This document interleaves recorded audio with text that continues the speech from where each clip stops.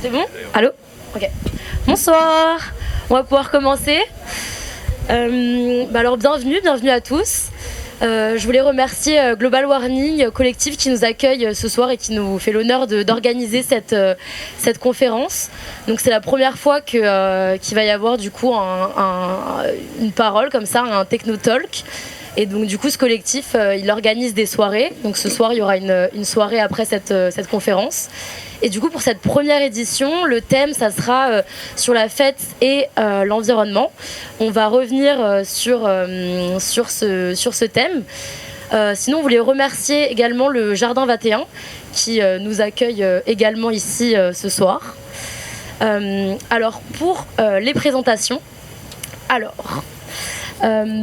s'agissant, alors ça va être un petit peu une devinette, mais il a été ancien facilitateur d'atelier chez Make Sense pendant 8 ans et il a décidé d'arrêter de prendre l'avion.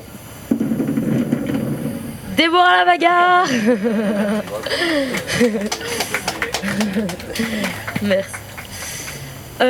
Après, il y a en fait un collectif de DJ qui reverse ses bénéfices à une association qui s'appelle VRAC et avec la mission de mettre le feu sur le dance floor et pas la planète.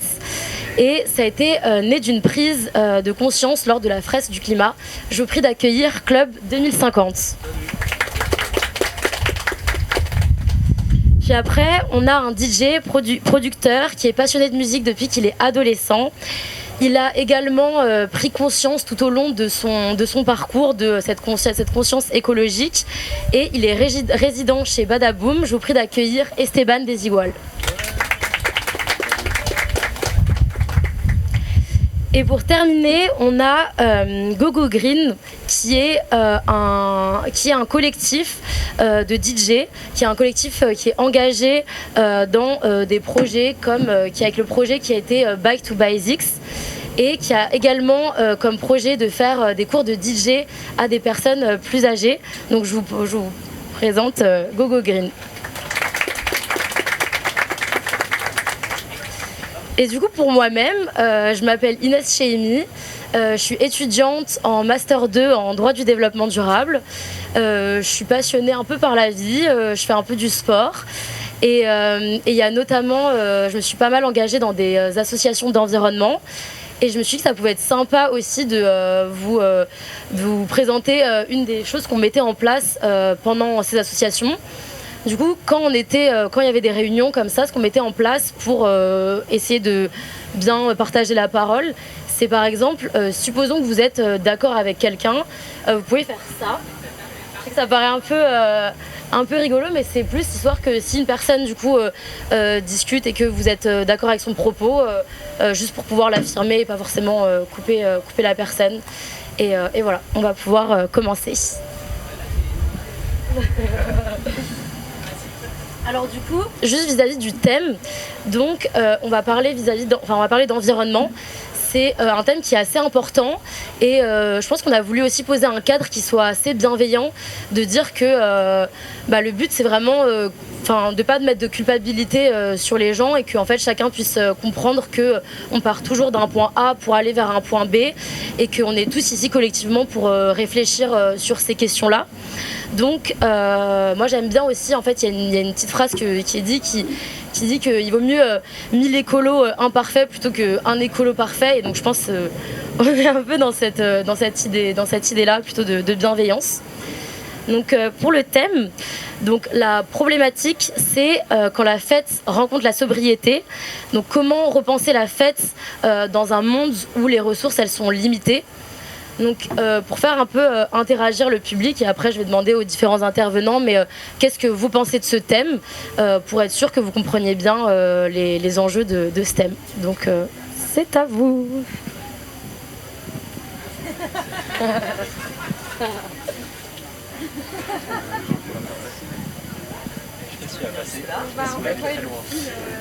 Ok, bonsoir. Alors pour répondre à cette question, selon moi, le plus gros enjeu avec on va dire le DJing et la fête et l'environnement, ça serait vraiment les déplacements d'une part des DJ. Ah pardon, ça serait vraiment les déplacements des DJ qui sont bookés par des promoteurs, par des clubs, dans différents lieux puisque la musique est universelle. Mais du coup, pour moi, il y a déjà cette grande problématique de déplacement, d'avion, et même je pense aussi pour les artistes, c'est hyper épuisant de tout le temps se balader. Donc je sais qu'il y a des agences, par exemple comme l'agence d'Aneta, il me semble, qui essayent vraiment de faire des tours et qui privilégient un peu l'environnement et qui essayent vraiment de limiter les déplacements des artistes et d'utiliser au maximum des trains. Mais du coup, voilà, ça serait pour moi un des grands enjeux. Merci. Merci à toi. Ok, super. Alors, est-ce que vous voulez peut-être dire ce que vous en pensez et dire peut-être quelles sont les choses que vous mettez en place. La première partie, du coup, c'est un peu sur ce constat, mais la deuxième, c'est surtout sur les solutions du coup que vous mettez en place. Et je trouve que juste le fait de vous présenter chacun, ça montre aussi les solutions que vous mettez en place. Et je trouve que ça donne beaucoup d'espoir face à tout ce qui se passe. Donc, je vous laisse le micro, si jamais vous voulez, qui veut commencer. Ok, merci beaucoup Inès, merci beaucoup à tout le monde d'être ici et à l'équipe d'organiser ce très bel événement, c'est un sujet hyper important comme tu l'as dit.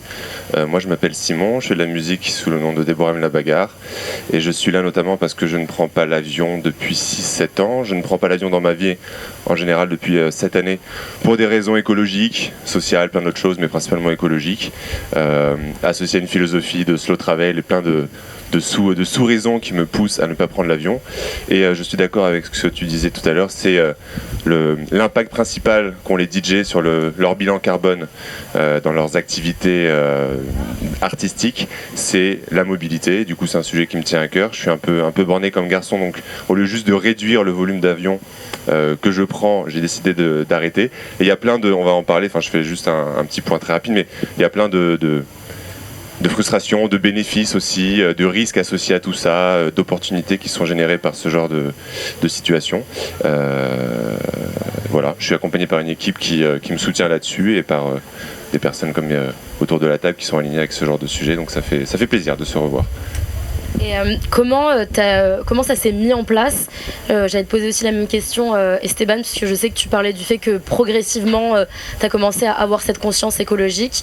Est-ce que vous pouvez en parler un petit peu? D'abord, ça a été beaucoup de souffrance et de douleur de réfléchir à ce sujet-là, parce que pour moi ça signifiait avant tout du refus de date. Et donc pour moi je le voyais essentiellement comme un sujet douloureux et voilà. Et ça m'a été très utile de rencontrer Simon, parce qu'en fait il y a 1 an j'étais parmi vous en train d'écouter ce qu'il disait et c'était le seul DJ qui s'exprimait vraiment sur le sujet. On pourra peut-être reparler d'Aneta, mais en tout cas la démarche de Simon elle est précise. Il y a vraiment Simon ne prend plus l'avion.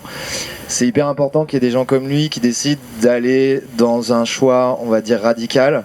Moi ça m'a aidé de me dire ok, si Simon il prend plus du tout l'avion, moi je peux réduire déjà, je peux commencer par faire moins de dates. Je me sens pas capable d'arrêter complètement l'avion, mais c'est pas juste que je suis pas capable, c'est qu'il y a plein de raisons qui font que c'est pas ma façon de voir les choses. Mais il faut des gens comme lui aussi qui sont radicaux, parce que ça motive en fait aussi. Donc en fait ce qu'il fait pour lui, ça a beaucoup d'impact ensuite par effet, ça découle, je vais pas dire ruissellement parce que c'est un mot qui a été trop mal utilisé, mais en tout cas ça a un effet très positif pour toutes les autres personnes. Et donc ensuite je pense qu'on est là aussi tous autour de cette table pour vous présenter notre façon de voir les choses, mais après si vous voulez ensuite réfléchir à tout ça, l'idée c'est pas de faire comme nous, essayer de piocher un petit peu ce qui vous plaît, ce qui vous plaît pas. Il n'y a pas de bonne solution. Et il y a tellement de paramètres dans l'équation en fait, de pourquoi on prend l'avion ou pas quand on est DJ, ou artiste en général, ou même humain, que voilà, il n'y a pas une bonne réponse à donner. On va essayer de vous expliquer peut-être le fond de notre raisonnement ce soir quoi.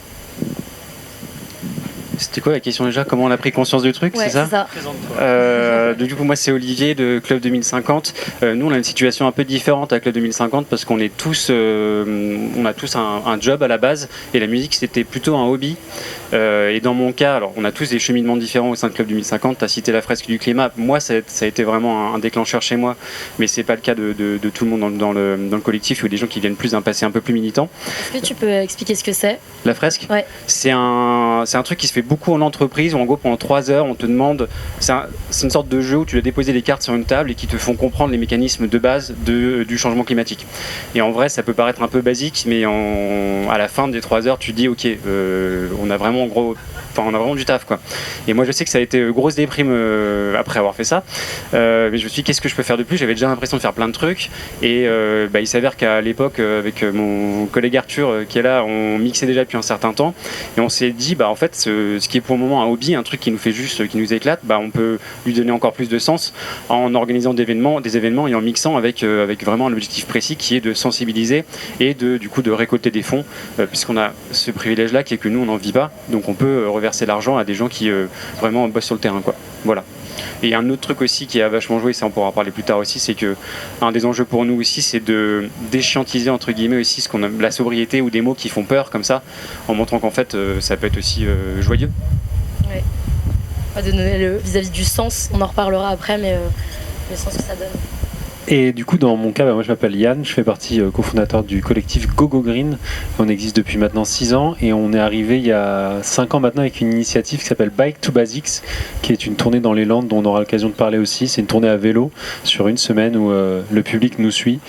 Donc l'idée c'est que ce soit, ça promeut le slow travel, mais au-delà de ça justement le lien entre chacune et toute une portée écologique dont on aura l'occasion de parler. À ce stade du coup Go Green c'est un collectif qui est local, on est plutôt basé en France et on a des dates en France mais on n'a pas été amené à voyager, donc la question de l'avion elle s'est pas vraiment posée.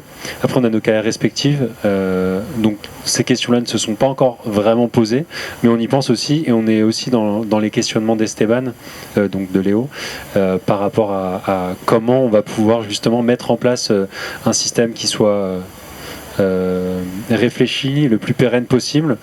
On sait que ça va être difficile d'être aussi radical que Simon.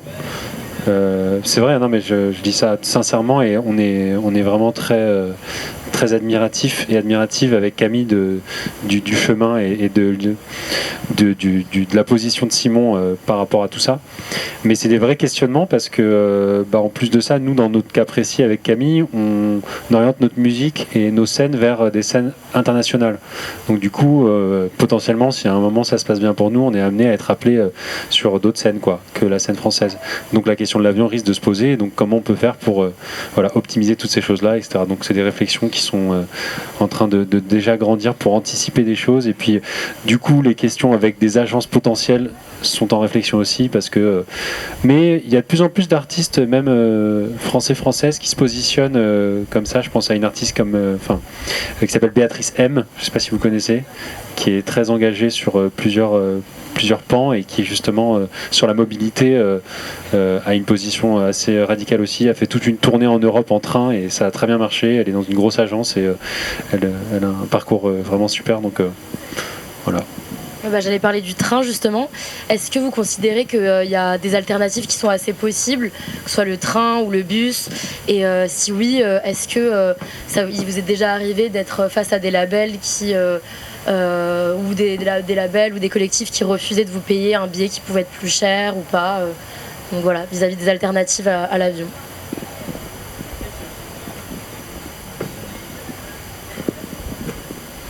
Oui, le train est une alternative à l'avion quand on reste à proximité. Je suis OK pour faire plusieurs heures de train pour aller mixer. J'ai une date à Vienne par exemple en juillet, donc je me fais mes 10 heures de 3 jours sur place, mes 10 heures retour.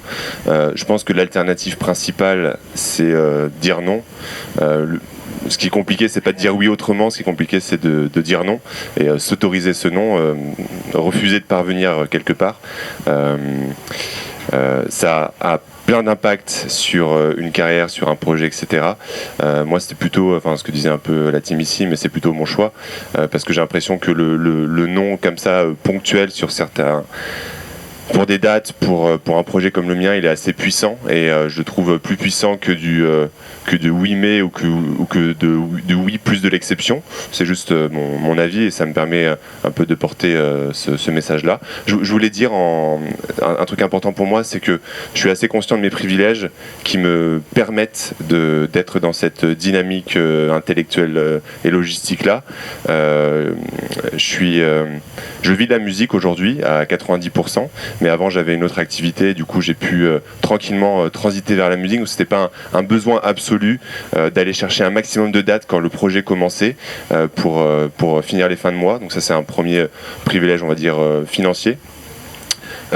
Et je vis à Paris. C'est à la fois un privilège et un choix, ce que je me suis dit récemment. Donc j'ai le privilège de vivre à Paris, mais en même temps je choisis de rester dans cette ville parce que je pourrais pas vivre ailleurs. J'ai envie de vivre à La Rochelle. Je suis de cette on s'en fout d'ailleurs, on s'en fout complètement de cet endroit-là.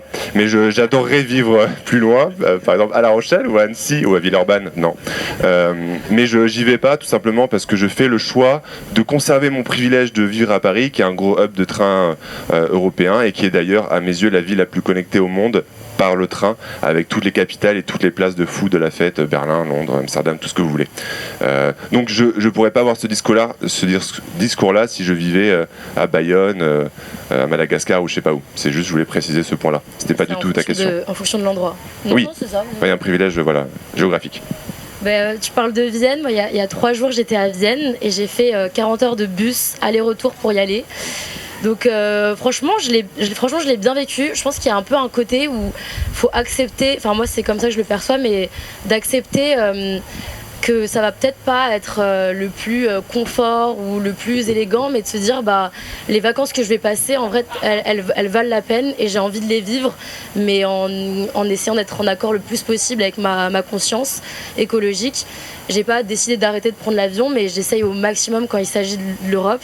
Et donc je pense que ça rebondit un peu sur une frustration qu'on peut avoir, que ce soit vis-à-vis du confort, vis-à-vis de comment on peut être, parce que forcément l'avion, il y a un peu ce côté où c'est facile, c'est en 3 heures de temps on arrive, et donc même si le train c'est plus confort, c'est comment on met en place et on donne du temps à cet engagement.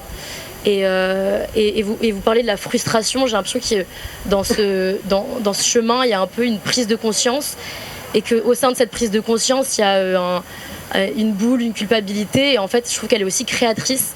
C'est quand on se sent coupable parfois, ou quand on se sent triste, que ça crée quelque chose. Et du coup, je voulais revenir sur votre projet avec GoGo Green, sur Back to Basics. J'ai l'impression que du coup, le fait de créer des événements, est-ce que tu peux nous parler de créer alors, pardon, du coup, tu peux répéter la question ? Est-ce que tu peux nous parler de ce projet, okay. Comment c'est venu en place Ouais, alors du coup, le projet Bike to Basics s'appelait anciennement J'irai mixer chez vous. Et du coup, c'est né d'une idée en 2019, quand on a créé le collectif, de pouvoir aller jouer dans les Landes et dans le Pays Basque, qu'on appréciait, parce que Camille du collectif, du coup, une cofondatrice aussi, elle est de Pessac, à côté de Bordeaux. Et ses parents ont une petite maison dans les Landes, et du coup elle passe ses étés là-bas, et elle a l'habitude de faire du vélo dans le coin. Et il y a une vélodyssée en fait qui longe toutes les Landes, donc on est vraiment à même pas 100 mètres de la mer, et on est dans une forêt de pins, et donc on a vraiment juste un tracé comme ça de béton qui est dédié au vélo, donc il n'y a pas de voiture, c'est sublime. Et elle a fait ça en 2018, elle a fait un parcours toute seule comme ça, et puis elle s'est dit pourquoi pas proposer des DJ sets en échange du gîte et du couvert avec le collectif.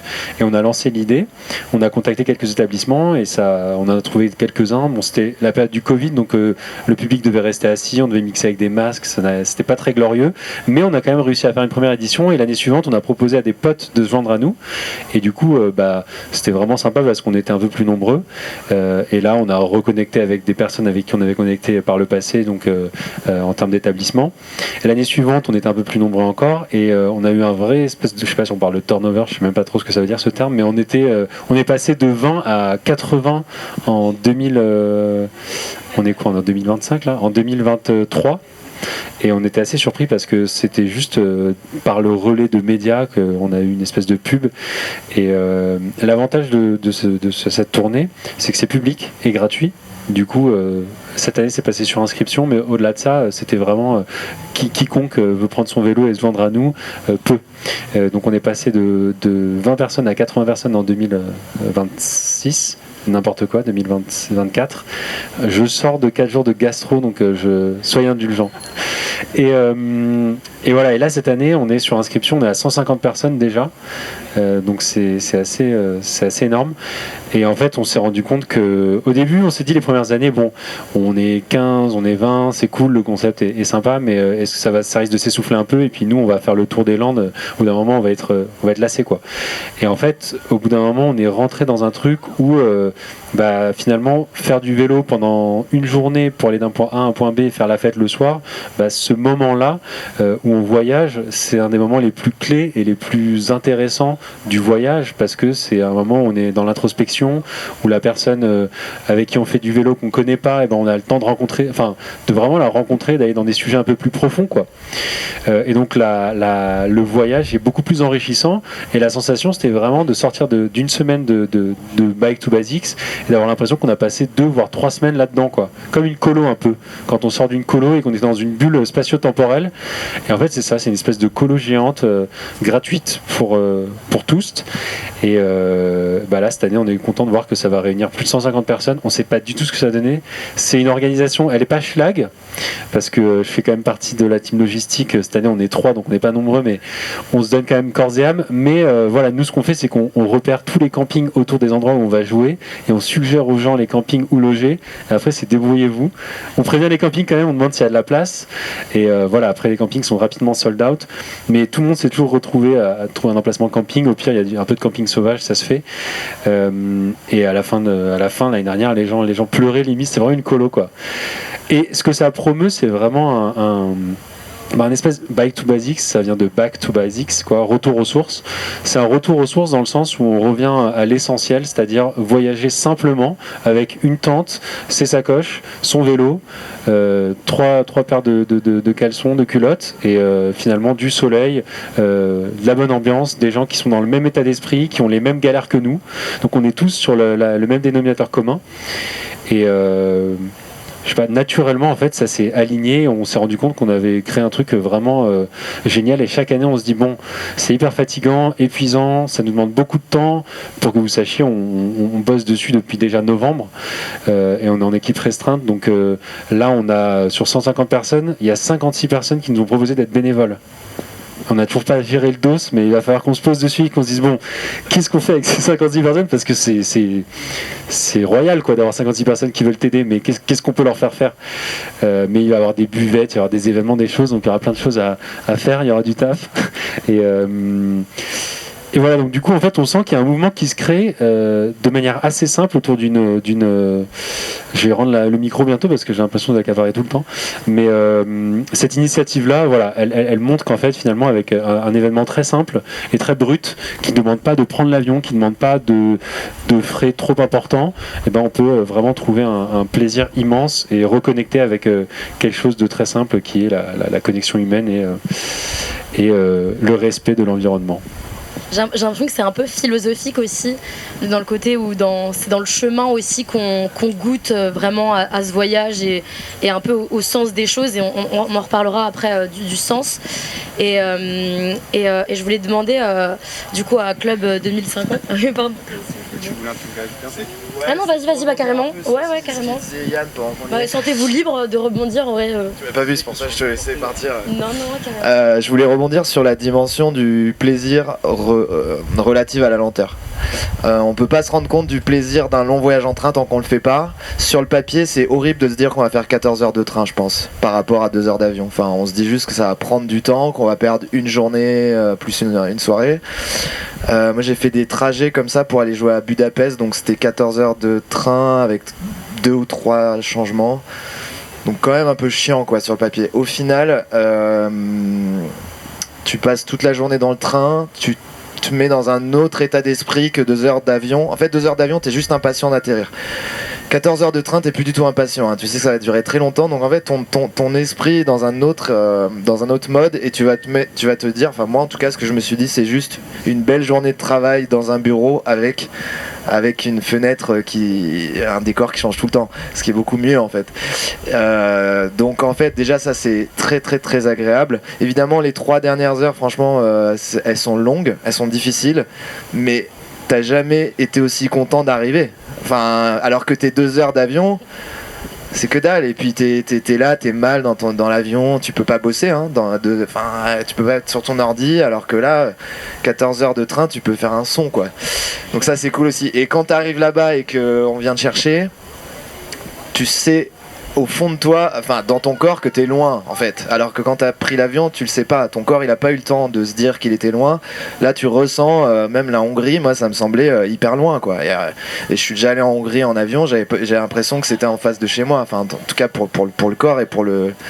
Voilà, et donc ça c'est un truc qu'on découvre uniquement en le faisant, et c'est pour ça qu'on s'est dit notamment avec Simon et Yann, parce qu'on a un petit groupe de DJ, on essaye de réfléchir à comment changer les mentalités, de aussi promouvoir vraiment dès qu'on le peut, dès qu'on prend le train, ce que ça nous apporte le train, et ce que ça nous... Enfin, en fait ça nous enlève rien, ça nous apporte beaucoup, et il y a plein de défauts qu'il y a dans l'avion. Déjà c'est hyper stressant, passer les douanes, les trucs, machin. Après on est serré, on est mal, on est mal du fait qu'on prend l'avion, donc on passe un sale quart d'heure quand même, on a envie d'arriver. Et puis, enfin voilà, il y a tout un tas d'autres trucs. Au final, si tu fais du porte-à-porte sur des trajets de moins de 8 heures, finalement, le train c'est 2 heures en plus. Sauf que t'es bien installé, et ton corps est beaucoup moins fatigué après le train qu'après l'avion, concrètement, avec la pression atmosphérique et tout, ça n'a rien à voir. Donc en fait, il y a beaucoup d'avantages dont on parle finalement peu, je trouve, dans les médias. Et bah voilà, la question du prix après c'est autre chose. Effectivement ça arrive que si le train est plus cher, ce qu'on peut proposer en tant qu'artiste c'est d'en prendre une partie. De plus en plus quand même les collectifs prennent cette part supplémentaire, parce qu'ils ont conscience qu'il faut bien commencer à un moment à mettre la main à la pâte. Mais moi perso ça me dérange pas de baisser le cachet sur ces dates là, sachant qu'on se rattrape souvent sur les autres dates en France quand on est à Paris par exemple, ou ailleurs, et qu'on a cette chance, donc voilà. Et comment vous gérez la fatigue? Enfin, je laisse rebondir. J'ai trouvé ce placement de produit pour la SNCF extrêmement réussi en tout cas, bravo. C'était super. Merci le train. Mais comment vous gérez la fatigue? Parce que du coup quand même quand on mixe c'est souvent en soirée, même si vous dormez avant, enfin il y a aussi le fait que ce soit un trajet qui est long, comment vous gérez ça en général? Je gère pas, je suis fatigué. je la vis la fatigue. Non c'est vrai, hein. J'ai pas de secret pour la fatigue. Là on a tous plus de 30 ans je pense. Se pose la question au bout d'un moment aussi effectivement de la fatigue, des longs trajets. Bon, peu importe soit le train ou l'avion, en fait on se couche très tard, et au-delà de ralentir en tant que, enfin juste pour l'aspect écologique, moi je me pose la question de ralentir juste pour ma santé, et juste parce que ça me fait chier en fait de faire des closings ou quoi, ça me fait chier. Et donc moi je commençais à le dire à mon booker que je jouais plus tôt, parce que je suis plus vieux que la plupart des autres quoi, et qu'eux ils peuvent plus se fatiguer que moi. Non mais c'est un vrai truc.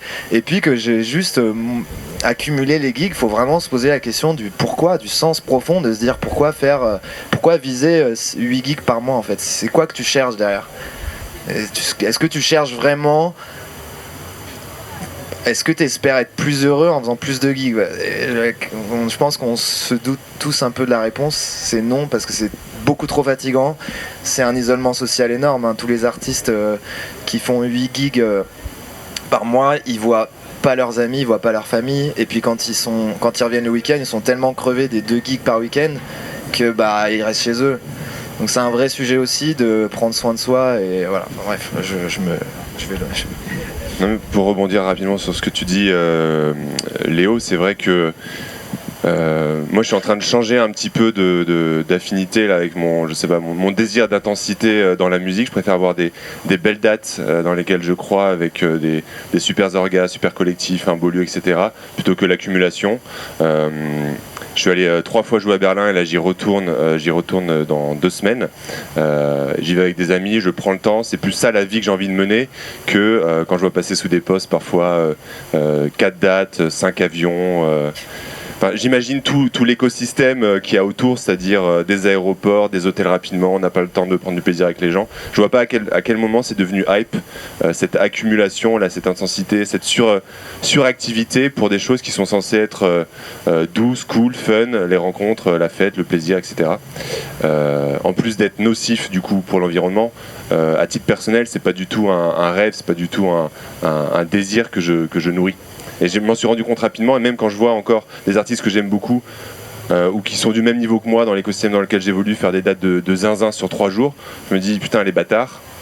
Alors qu'en vrai, quand je repense à ce à quoi ressemble le week-end dans ce genre de conditions, si eux ils sont contents, je suis hyper ravi et je les invite à faire toutes les dates du monde s'ils veulent. Mais moi c'est pas du tout les week-ends que j'ai envie de vivre à titre personnel, c'était pour compléter. Tu pourrais même appliquer la même logique aussi côté public. Côté public, est-ce que ce qui t'apporte vraiment de la joie quand tu vas faire la fête, c'est j'en sais rien moi, aller à Tomorrowland ou un truc énorme, une grosse machine de guerre qui coûte un bras avec un public qui vient vraiment juste pour la jouissance pure et pas forcément sans connexion forcément avec le public, ou est-ce que c'est plutôt aller dans un truc local avec des DJ locaux qui coûtera un petit bras peut-être, ou en tout cas un doigt, je sais pas, et voilà, faire vivre la vie de la scène locale avec pourquoi pas des collectifs comme Go Go Green qui sont vraiment engagés avec une vraie cause, ou pour soutenir des artistes qui sont vraiment engagés quoi. Donc pour moi tu peux appliquer la même logique aussi en tant qu'assistance au public. Pardon. Pour rebondir là-dessus, ça me fait penser à un sujet rapidement, c'est que on n'a pas prévu de l'aborder là forcément, mais il y a un moyen de rendre aussi une scène plus durable et écologique, selon nous, et on l'a découvert par le biais d'une résidence qu'on a à la gare Le Gore depuis maintenant 4 ans. Tous les dimanches, avec Go Go Green, on joue à la gare Le Gore, donc on fait la programmation du coup, parce qu'on n'est pas tous les dimanches à jouer. Mais en fait, ça te permet de faire tes cachets, donc ça te permet d'être intermittente.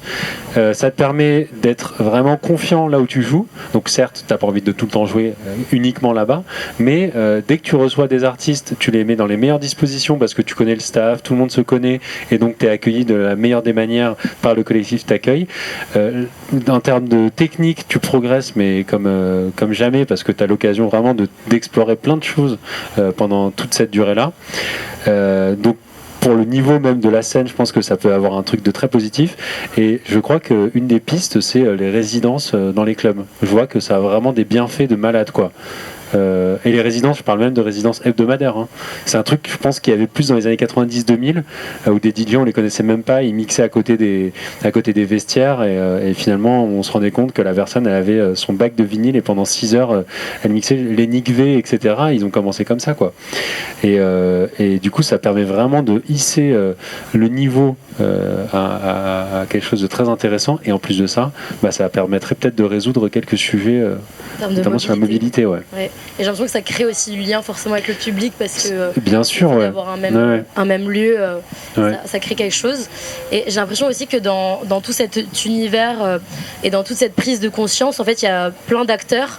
Et là, on parle, tous autour, là, vous êtes des DJ, mais en fait, il y a les collectifs, il y a les associations, il y a les labels, il y a nous aussi en tant que consommateurs, en fait, qu'est-ce qu'on décide, où est-ce qu'on décide de acheter une place, où est-ce qu'on décide d'aller, et on va parler des labels, mais je voulais revenir sur les associations.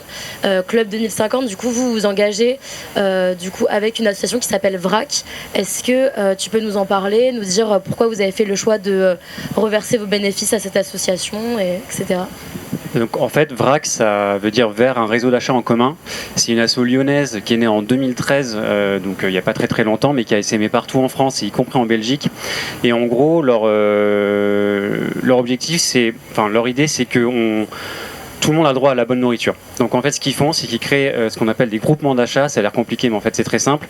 Ils passent des deals avec des maraîchers locaux, des agriculteurs locaux, et ils vont dans les quartiers prioritaires, les quartiers pauvres, pour le dire simplement, directement vendre les denrées de ces producteurs aux habitants de ces quartiers-là qui, en règle générale, n'ont pas du tout accès à ce genre de bouffe, et ils vendent ça à prix coûtant. Sachant qu'en gros la logique derrière c'est aussi de sortir l'aide alimentaire d'un truc qu'on constate souvent avec les ONG qui font ça, c'est-à-dire une dépendance à l'industrie agroalimentaire, c'est-à-dire que souvent ça va être on va récupérer les invendus, on va récupérer les types de bouffe qu'en fait le reste du public ne veut pas et on va, et ça c'est pas moi qui le dis, c'est le fondateur de l'asso qui utilise cette expression là qui est assez forte, c'est qu'on considère un peu les pauvres comme notre poubelle, des trucs qu'on veut pas consommer. Donc là l'idée c'est vraiment que bien manger ça doit être accessible à tous et on les a choisis eux pour répondre à ta question parce que nous on voulait vraiment choisir une asso avec une empreinte locale.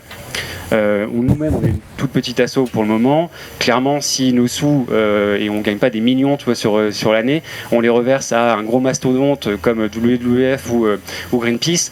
C'est une goutte d'eau en fait dans un océan de dons et en fait on s'est dit non, on veut plutôt tabler sur un truc qui a vraiment un ancrage local et vraiment VRAC c'est ça, c'est des petites antennes tout partout en France.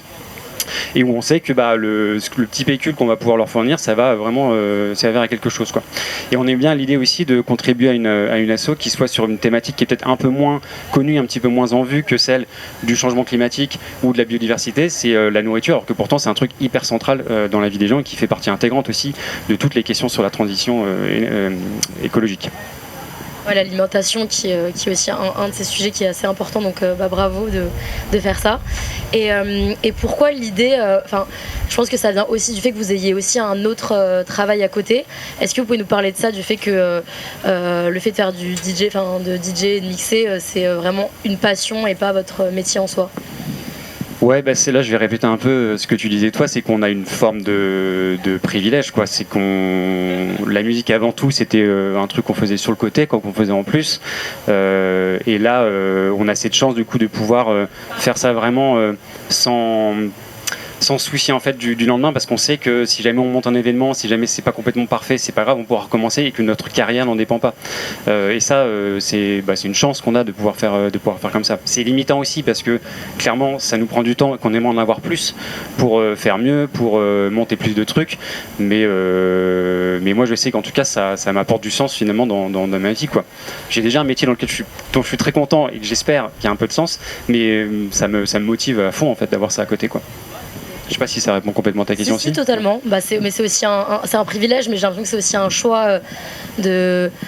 C'est clair, je pourrais me dire pourquoi je suis en train de monter cet événement, pourquoi je suis pas en train de mater la série dont tout le monde me parle, qui a l'air absolument super, oui c'est sûr, mais vraiment je le regrette absolument pas. Et de se reconnecter peut-être avec cette passion et je trouve ça plutôt cool. Et sinon, vis-à-vis encore des associations, du coup, là, c'est vous, le collectif GoGo Green. Je sais que du coup, vous donnez des cours à des personnes âgées. Est-ce que tu peux en parler? Je trouve que c'est une super initiative.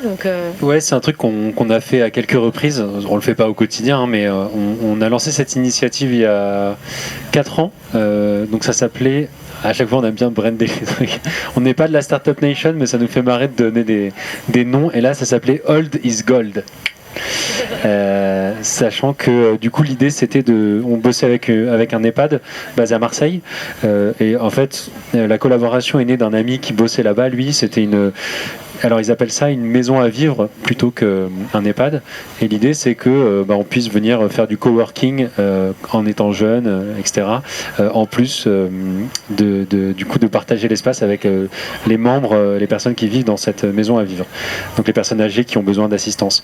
À ça s'ajoute du coup une garderie dans cet espace-là, donc c'est vraiment un endroit assez intergénérationnel, hyper mignon et bienveillant. Enfin bref, on a découvert un peu cet écosystème aussi parce qu'on ne le connaissait pas forcément. On n'était pas encore très concernés côté GoGo Green. Et donc on a fait cette première initiative où on a fait un thé dansant où l'idée c'était de faire participer les personnes âgées et leur apprendre un peu à mixer rapidement parce qu'on avait qu'une demi-journée avant de monter l'événement.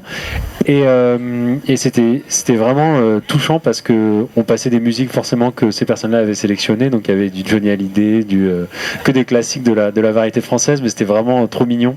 Et on a eu des témoignages après, c'était pas à cause de nous, c'était surtout à cause de l'événement, de la musique, etc. Mais de personnes qui habituellement ne descendaient pas de leur chambre, ou alors restaient toujours assises dans leur fauteuil, puis là s'étaient levées pour une danse, des trucs comme ça. Donc tu sens vraiment que la musique finalement c'est à la fois intergénérationnel certes, mais ça vient toucher tout le monde potentiellement. Et on a tous de la musique en nous qui nous a fait vibrer, résonner à un moment de notre vie.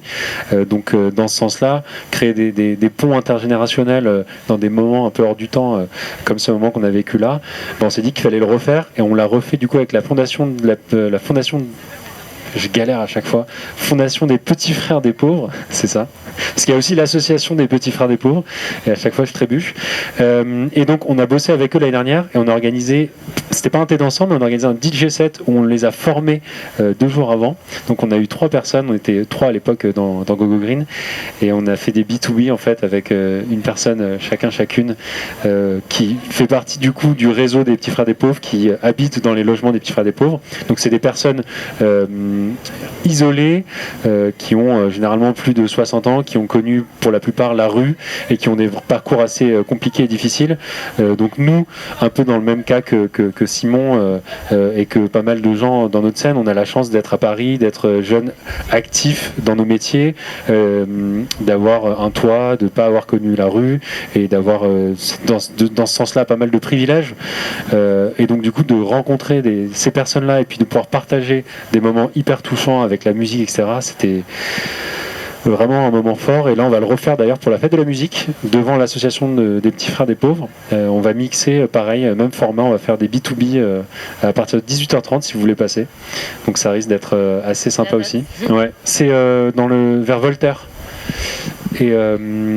Et ça c'est génial, si vous avez l'occasion de le faire aussi, si vous mixez, si vous voulez créer des ponts comme ça, franchement rencardez-vous, mais c'est des moments hyper enrichissants et puis des rencontres vraiment touchantes, parce que ça nous permet de rencontrer des personnes qui sont isolées et qui ont besoin de moments comme ça, quoi, de rencontres, et puis à travers la musique, vu que c'est festif et joyeux, c'est juste les meilleures prédispositions pour les rencontres. Voilà. Ça, super bien, parce que j'ai l'impression qu'il y a vraiment un côté où il y a une création dans tout ce que vous faites. Vous avez des projets qui sont hyper distincts mais qui se rapprochent, et en vrai je trouve ça vraiment cool de créer quand même cet engagement. Là on parle de l'environnement, mais en soi c'est aussi les questions sociales, des questions d'engagement, et je trouve ça super important que tout le monde puisse participer, que ce soit en tant que consommateur, que DJ, et donc bravo à vous déjà. Merci, et je voulais juste rebondir là-dessus du coup par rapport à ce que tu dis, sur le même principe que ton collectif. Je pense que c'est important quand on a un collectif ou quand on est artiste, DJ, parce que là on est entre DJ, mais de la scène électronique ou autre, si on veut faire ça de sa vie ou même pas, il y a vraiment possibilité de créer des ouvertures, et si on visualise justement une initiative qu'on peut mettre en place simplement, se dire je vais aller me rendre dans tel établissement, je vais leur demander si ça les intéresse de rencontrer ces personnes-là et d'organiser un DJ set. À chaque fois qu'on a fait ça avec GoGo Green, ça a ouvert des portes, ça a fonctionné, et à chaque fois les gens, pour des initiatives comme ça, nous accueillent à bras ouverts. Donc si jamais ça vous intéresse, n'hésitez surtout pas à tenter des moves comme ça, parce que généralement c'est toujours hyper bien reçu, et à partir de là découlent plein de choses hyper belles et touchantes. Si jamais vous voulez rebondir. Et après, moi j'aimerais qu'on parle des labels sur le sujet. Je sais pas si on rebondit complètement à ce que dit Yann, mais il y a une dimension dont on n'a pas encore parlé, je pense, sur le fait que, à mon avis, à l'échelle individuelle, à l'échelle collective, tous les vols en avion ne se valent pas.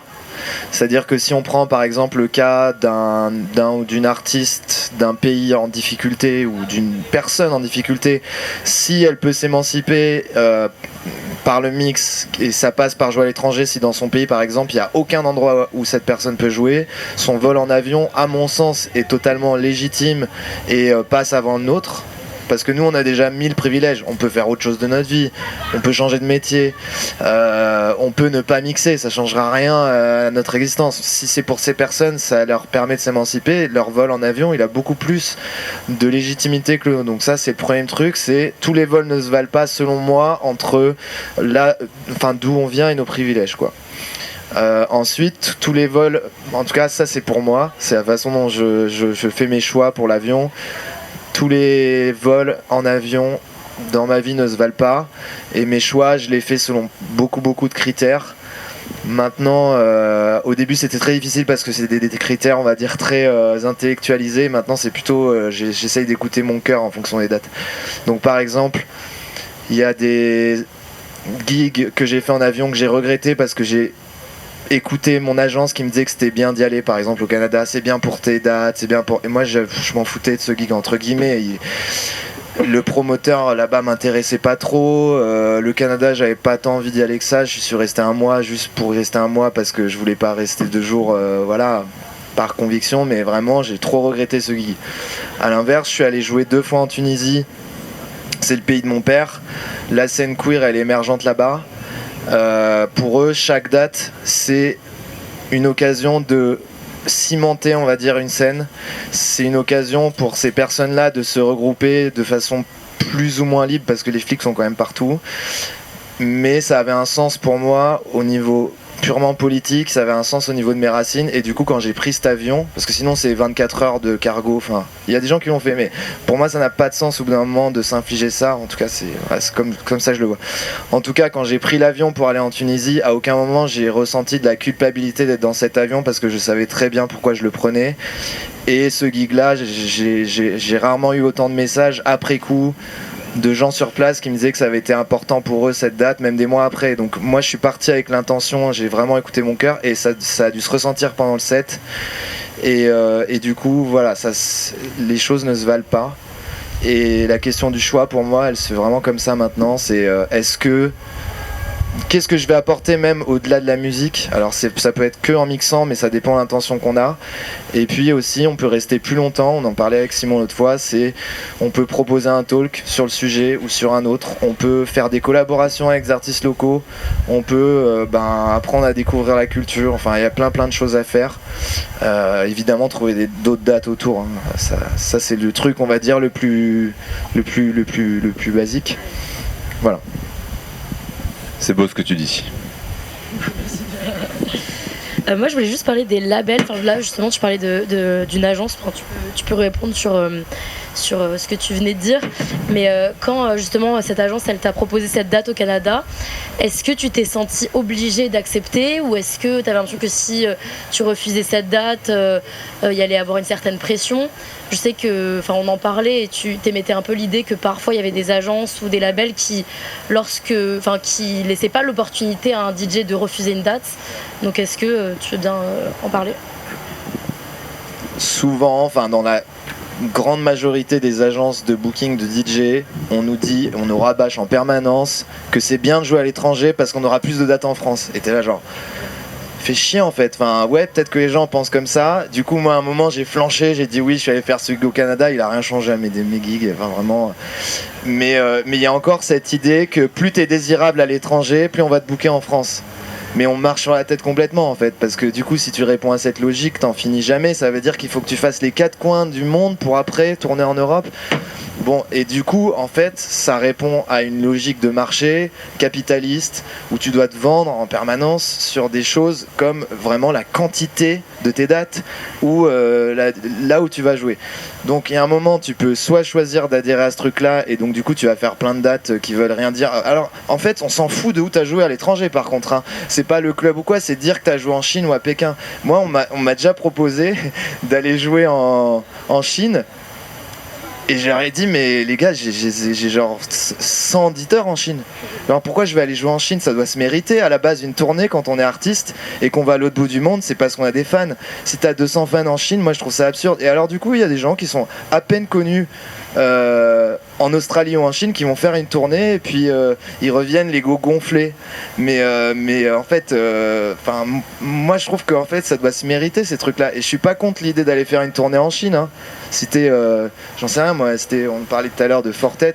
Si tu fais une tournée en Chine, ça me semble assez logique. Tu as des fans partout, tu as construit une communauté pendant des années, et ben c'est quand même plus logique que ce soit à l'artiste de se déplacer que par exemple tous les fans chinois qui viennent le voir dans un festival, ce serait encore pire. Donc voilà, moi je suis pas contre le voyage des artistes. On est dans un monde en crise, faut quand même qu'il y ait des gens qui aillent voir d'autres gens pour leur apporter de l'espoir quand même, parce que sinon on va perdre espoir encore plus vite quoi, s'il n'y a plus du tout d'art qui circule. Donc je me suis perdu là, non? Ok.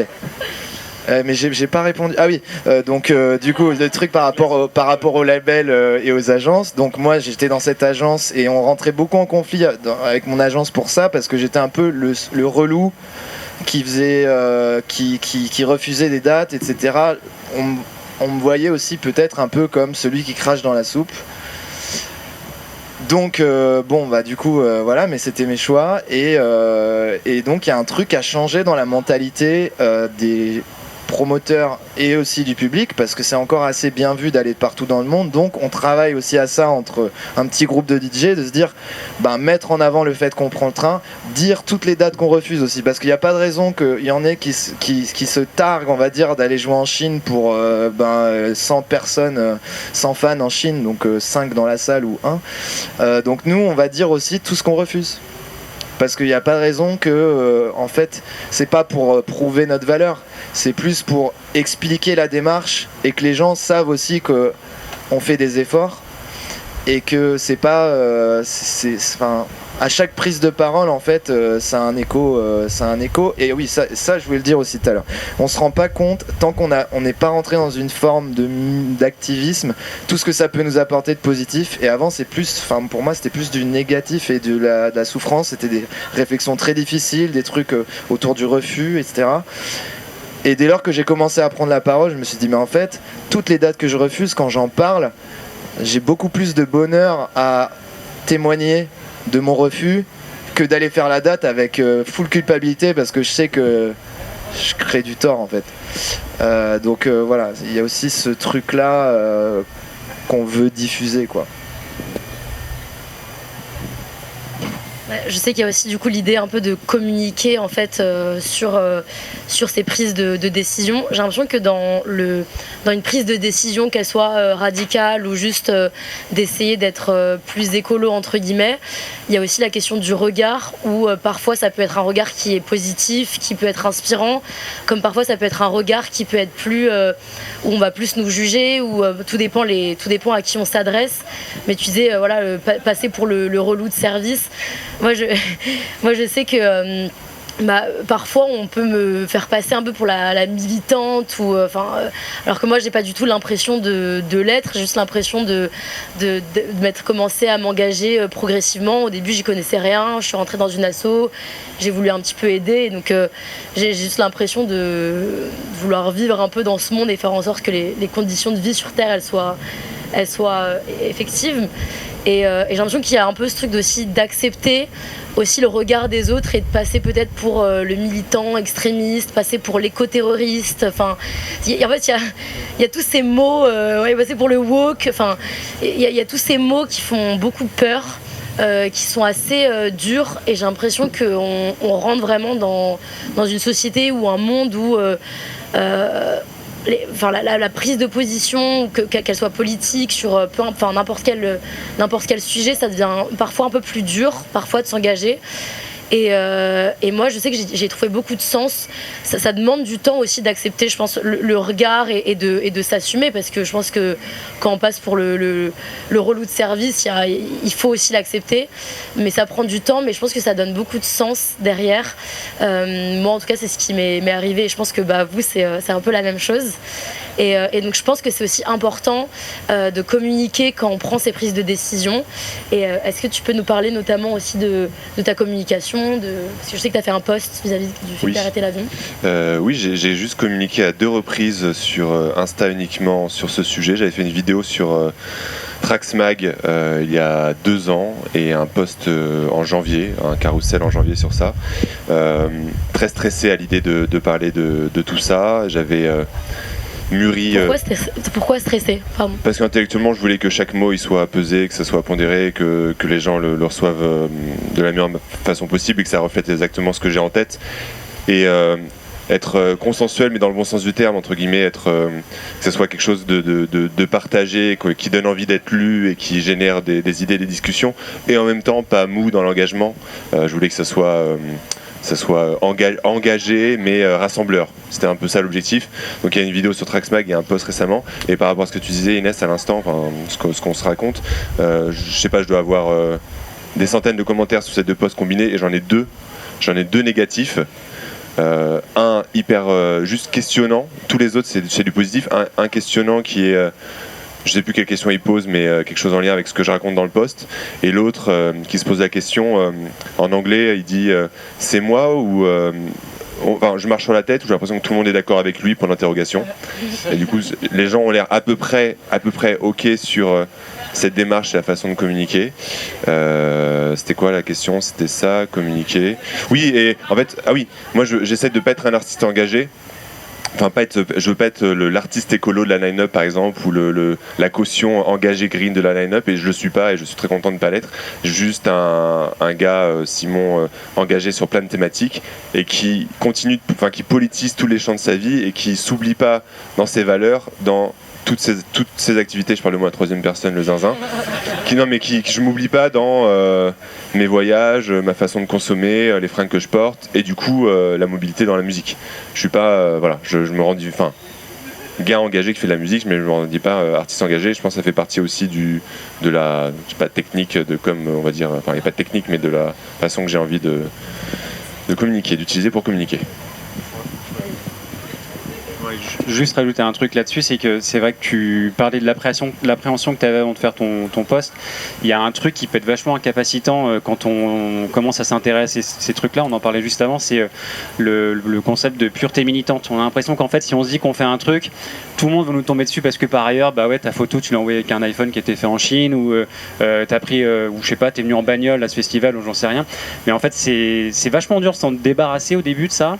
Parce que c'est vrai, il y a probablement des gens qui vont faire des réflexions pour vous dire que vous n'êtes pas parfait, mais en fait on s'en fout. Ce qui compte, c'est déjà de faire son cheminement à soi. Tout ça, c'est pas un truc qui se fait du jour au lendemain, c'est hyper progressif. Et en plus, le fait d'en parler, après, je rentre dans les grands concepts, mais ça améliore votre ombre carbone. C'est qu'en gros, vous avez un impact aussi sur les autres gens. Parce qu'en fait, les gens, ils font beaucoup plus gaffe à ce que font les autres qu'à ce qu'ils disent. Donc en faire quelque chose et montrer qu'en fait c'est possible d'agir, ça a déjà un impact sur les autres. Donc voilà, je voulais juste rajouter ça. Moi j'aime bien cette image et ce regard de...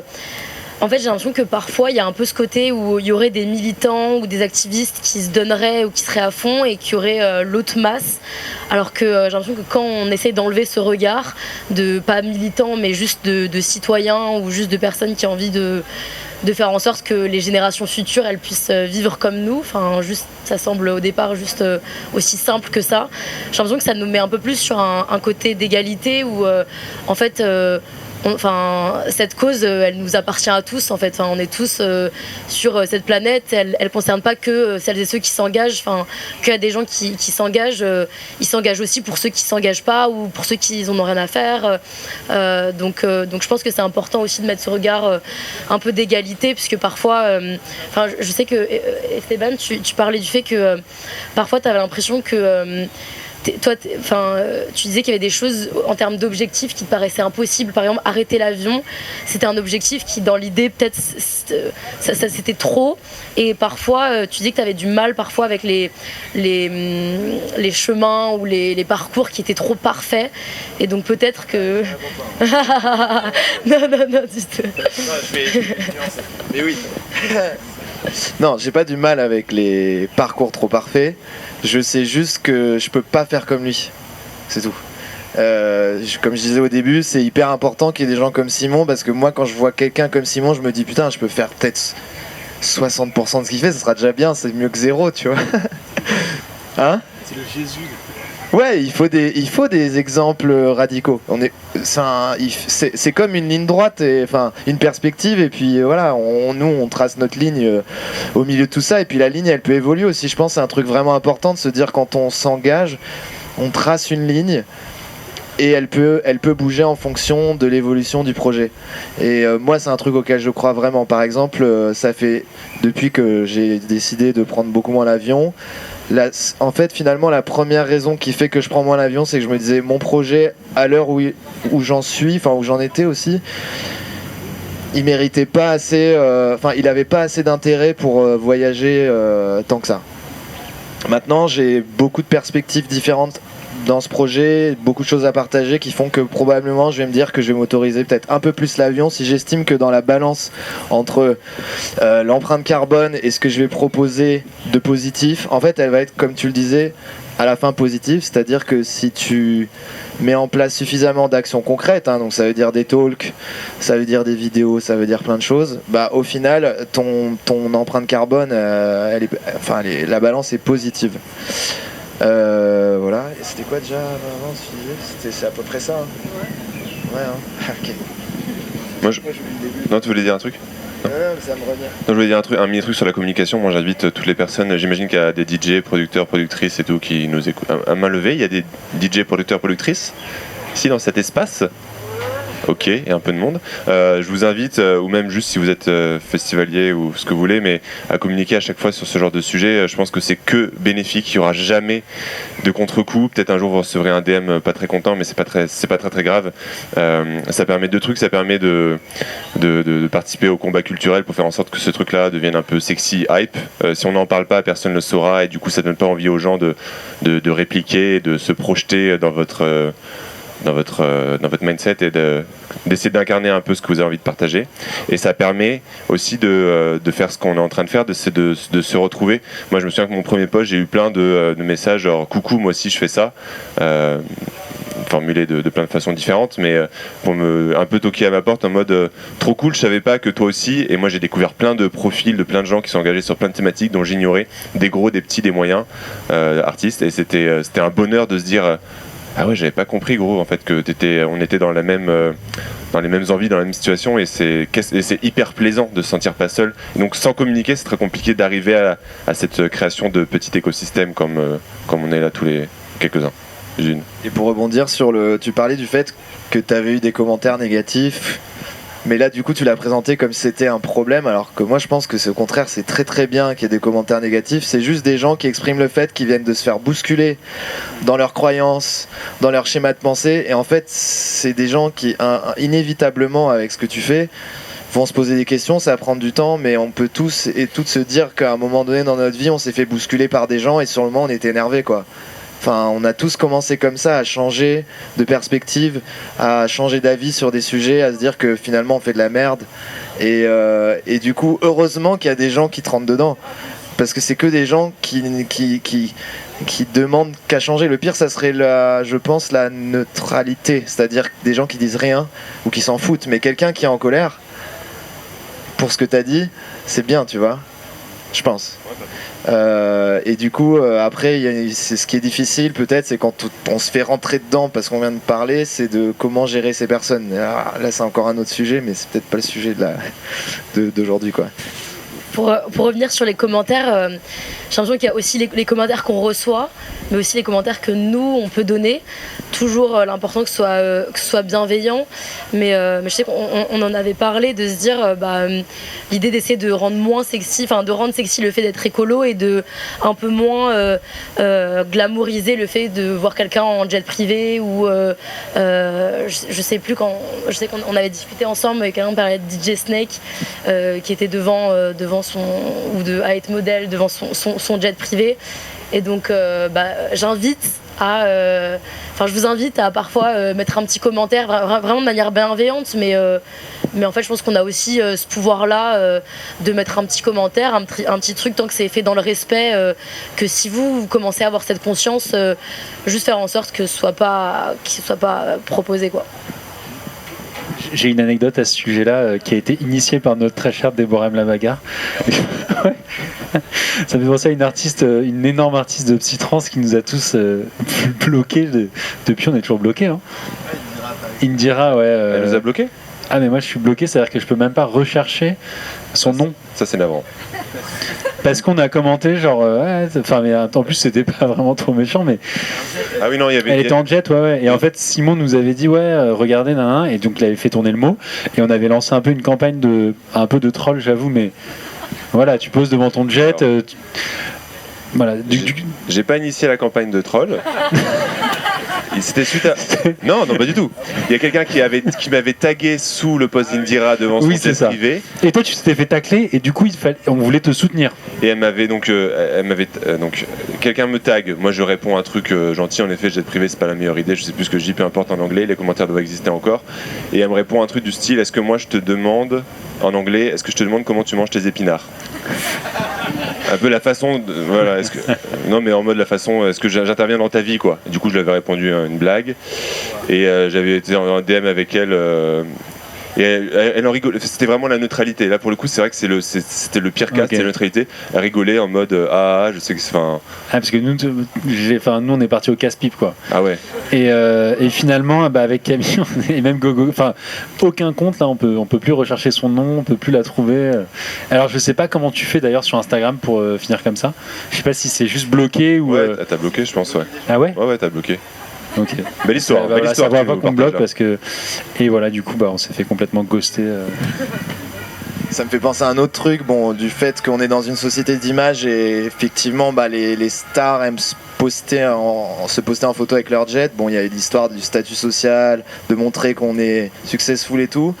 Mais il y a quelques jours, je regardais le ciel et j'ai eu un sentiment bizarre parce que je voyais les avions et je me disais, le gros problème qu'on a avec l'avion, enfin moi je pense, c'est que un avion qui passe dans le ciel, je trouve ça tellement beau et poétique, et même les traînées blanches dans le ciel, je trouve ça beau. Et en fait, on est des êtres aussi qui avons besoin de se nourrir par l'esthétique de manière générale, que ce soit la musique, l'art, etc. Et en fait, l'avion, c'est un bel objet. Et comme beaucoup d'autres choses dans notre société qui sont très belles, par exemple les voitures, les objets technologiques et tout, on a du mal à faire rentrer en corrélation dans notre tête le fait qu'un objet peut être très très beau et dévastateur. Et on peut faire la même analogie avec les gens, parce qu'en fait les gens les plus riches sont les gens qui ont les fringues entre guillemets les plus belles, qui ont les visages on va dire les plus jolis souvent, parce que voilà, quand on est issu de lignées riches, on a bien mangé, etc. Enfin, c'est des trucs basiques. Mais donc du coup, en fait, les plus grands maux de notre société sont portés par les objets les plus esthétiques.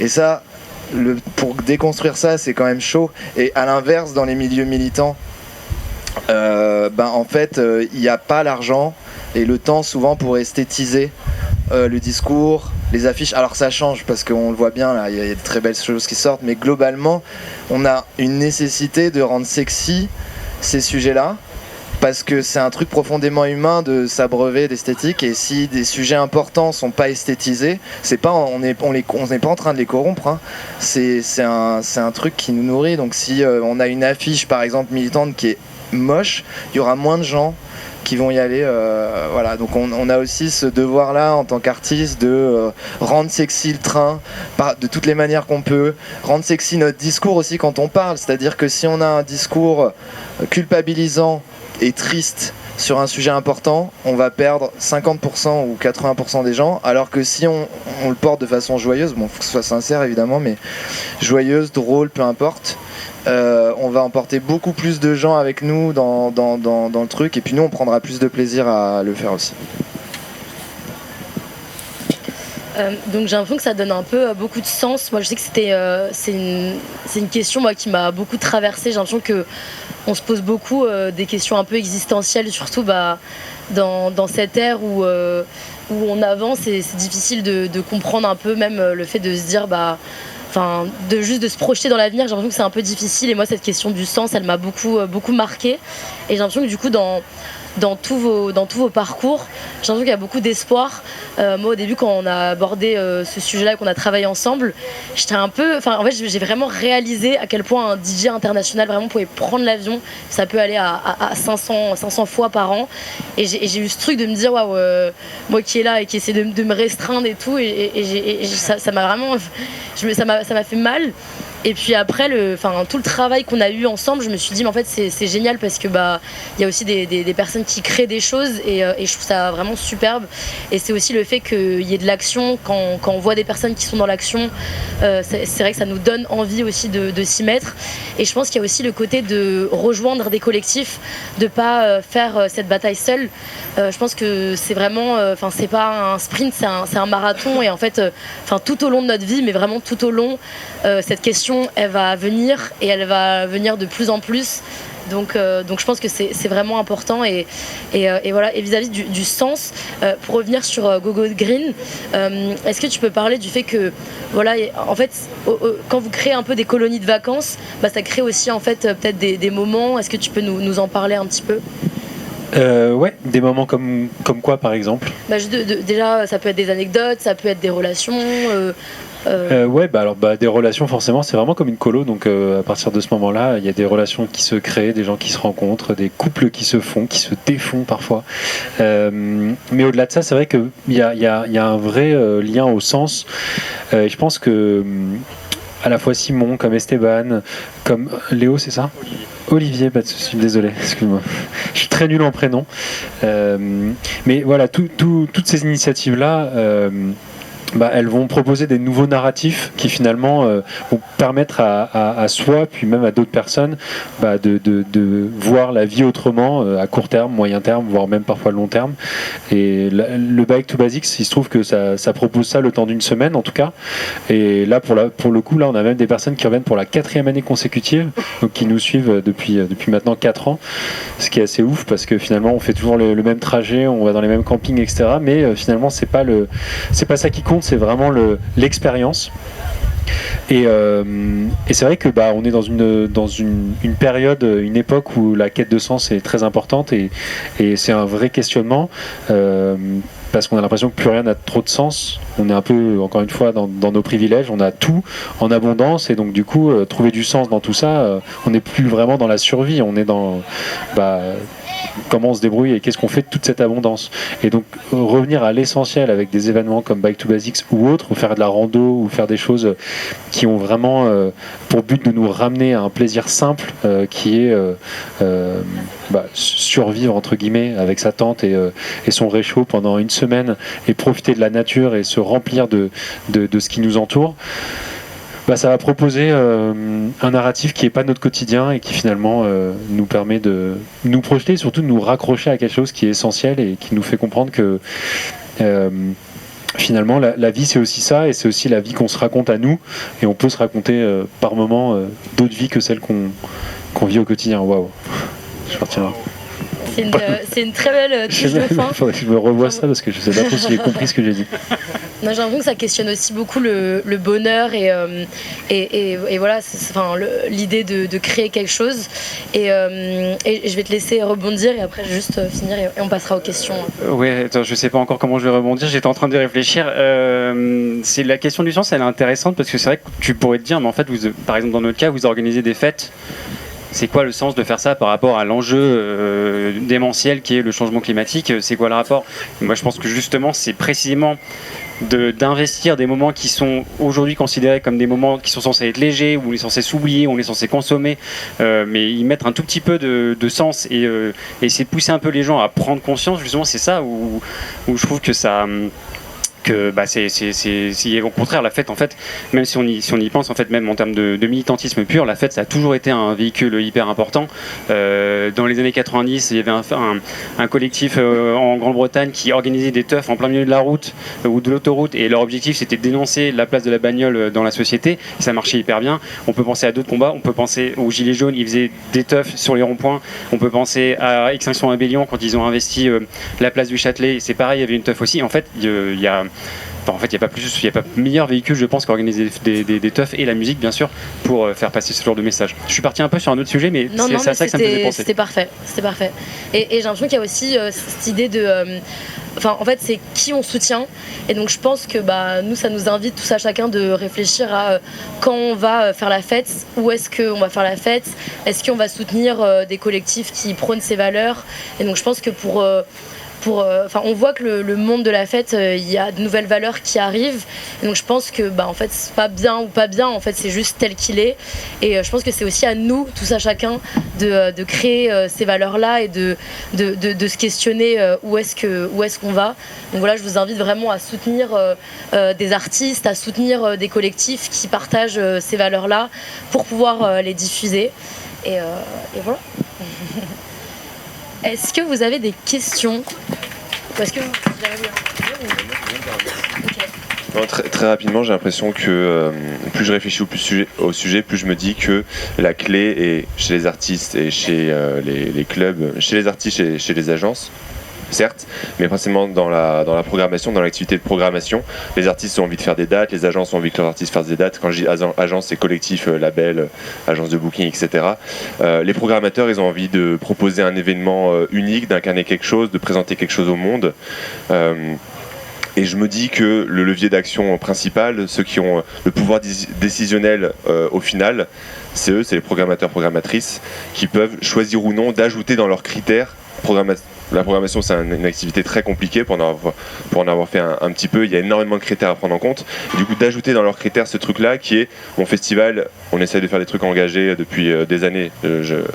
Ouvrez les guillemets. Mon festival essaie de faire des trucs engagés depuis des années. Je vais rajouter ce critère-là pour que ma tête d'affiche ou pour que mes artistes, telle soirée, soient engagés et incarnent les valeurs qu'on essaie de promouvoir en tant qu'organisation et qu'événement.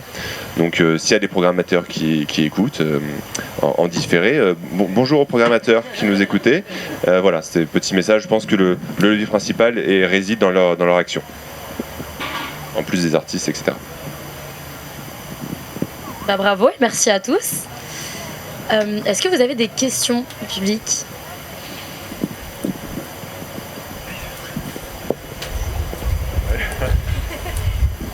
Salut, j'aurais une question du coup sur est-ce que vous auriez des conseils pour la génération de DJ émergents qui ont par exemple la soif peut-être de l'international mais qui justement qui veulent trouver un équilibre entre justement pouvoir avoir un maximum de dates et tout ça mais veulent avoir un engagement de ce côté-là. Quelles sont les valeurs par exemple des dates à l'étranger et quels conseils vous auriez à donner à de jeunes DJ qui n'ont pas encore qui veulent réussir mais qui veulent aussi prendre en compte cet aspect-là. Alors je vais apporter mon point de vue là-dessus. La soif de l'international, je pense que c'est intéressant de la questionner de ton côté.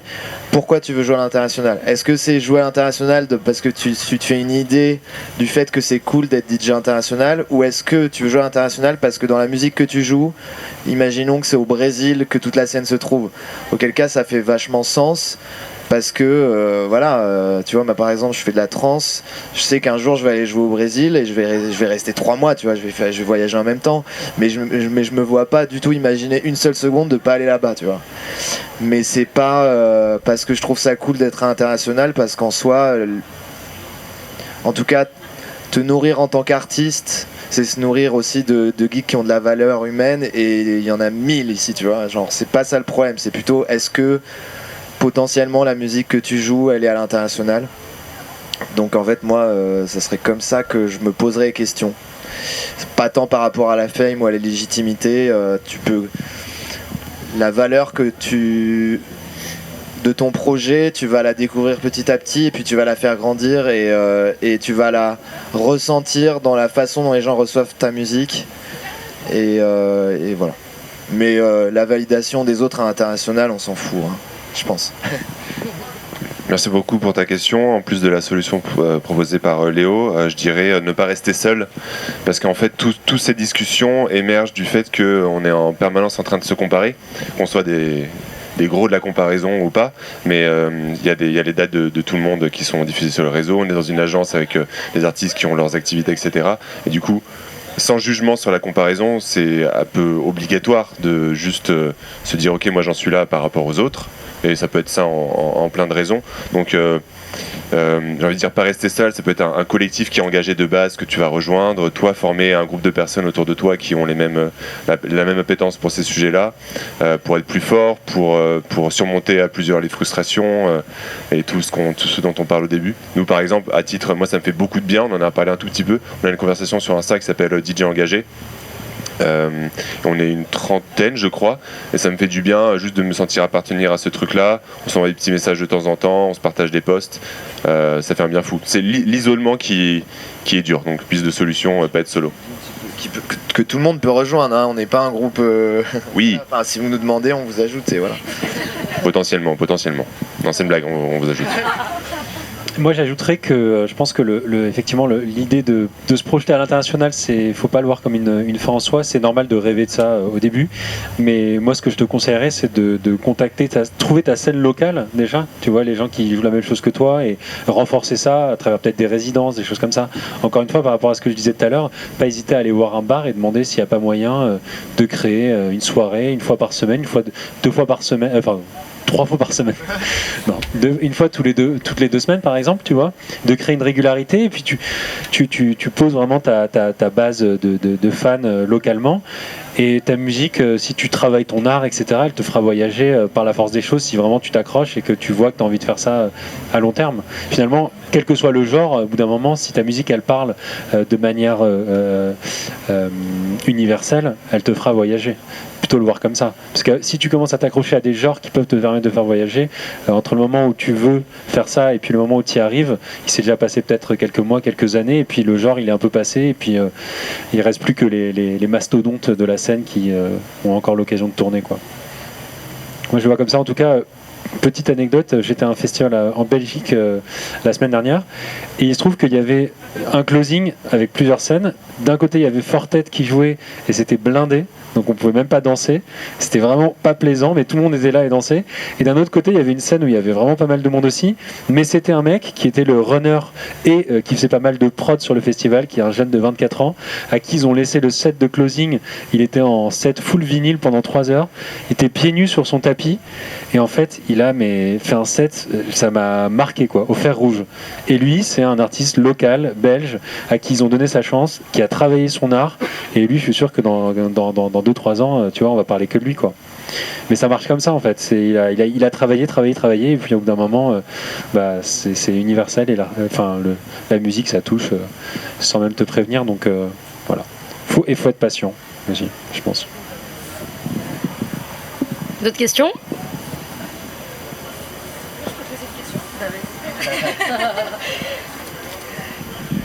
Ouais, déjà merci beaucoup d'être venu et d'avoir parlé de tout ça.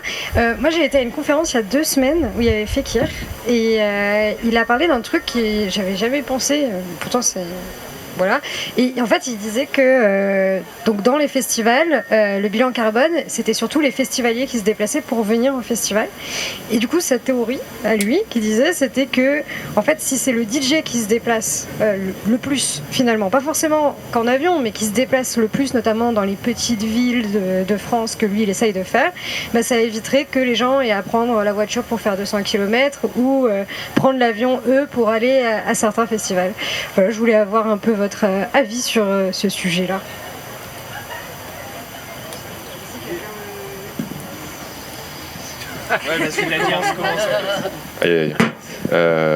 Oui, je crois avoir discuté de ça avec lui. Je pense que, on peut, j'imagine, y répondre sur en partant dans plusieurs directions, et je laisse les copains compléter, mais ça participe, quoi qu'il arrive, à cette idée de se dire, moi j'ai envie de parler de l'avion plutôt sur cette dynamique-là, parce qu'il pourrait y avoir aussi ça, tu vois, il y a des festivals locaux où il y a des artistes énormes, et des festivals dans un pays où il y a des artistes énormes qui jouent. Eux potentiellement ils ont fait 2 heures de train, mais c'est vrai qu'il y a toute la planète qui se déplace pour les voir, Tomorrowland et autres, ça n'a plus aucun sens. Mais ça participe quand même, juste c'est une dynamique culturelle, ça participe à cette promotion de fast travel, de cette philosophie de je peux juste aller dans un pays pendant 2 jours, etc.